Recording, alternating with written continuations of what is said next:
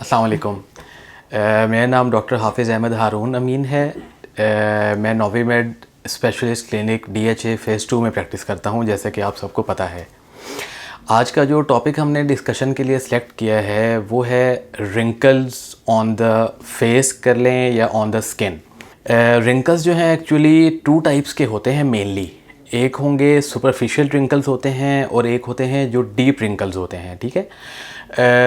ये रिंकल्स जो हैं विद एज भी आ सकते हैं। एजिंग के प्रोसेस में भी रिंकल्स अपीयर हो जाते हैं। जैसे आप लोगों ने देखा होगा हमारे घर में भी जो ओल्ड एज लोग होते हैं उनके फेस पे फॉरहेड पे या इधर चीक्स वाले एरिया में या जो ये आइज़ के दोनों साइड्स वाली होती है लोकेशन, इस जगह पे रिंकल्स आ जाते हैं विद एज।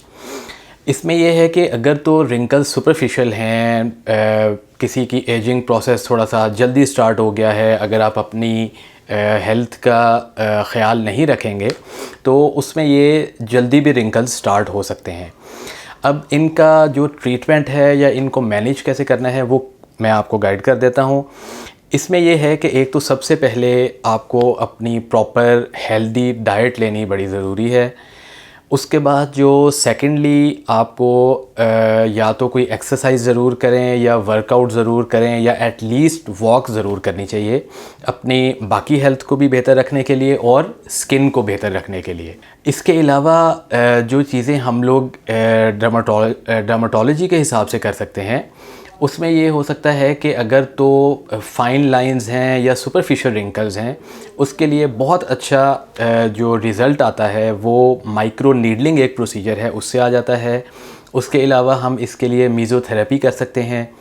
तो इन 2 प्रोसीजर से हम लोग सुपरफिशियल जो रिंकल्स हैं उनको एड्रेस कर सकते हैं और बहुत अच्छे रिज़ल्ट हैं इनके। सेकेंडली जो डीप रिंकल्स हैं उनके लिए हम लोग क्या कर सकते हैं, या तो हम बोटॉक्स कर सकते हैं, मीज़ो बोटॉक्स एक प्रोसीजर है वो भी हम कर सकते हैं। तो ये 2 चीज़ें हैं जो कि हम डीप रिंकल्स के लिए कर सकते हैं। लेकिन जो ये बोटॉक्स है इसका डाउन टाइम आप कह सकते हैं होता है, मतलब ये एक ऐसा केमिकल है जो कि 6 to 8 मंथ्स या 1 ईयर तक अंदर रहता है जहाँ पे आपने इंजेक्ट किया है। उसके बाद इसका जो इफ़ेक्ट है वो वेव ऑफ होना शुरू हो जाता है। तो इसलिए ये जो बोटॉक्स वाला भी या जो इवन माइक्रो नीडलिंग वाला भी प्रोसीजर है ये विद टाइम या with requirement of the patient हमें रिपीट करना पड़ता है। तो ये फ़िलहाल जो मेन हमारा टॉपिक है रिंकल्स का, सुपरफिशियल और डीप रिंकल्स, ये मैंने आप लोगों को गाइड कर दिया है। फर्दर आप लोग इसकी मैनेजमेंट के लिए अपने जो कंसर्न डर्मेटोलॉजिस्ट हैं उनसे कांटेक्ट कर सकते हैं। ठीक है, थैंक यू।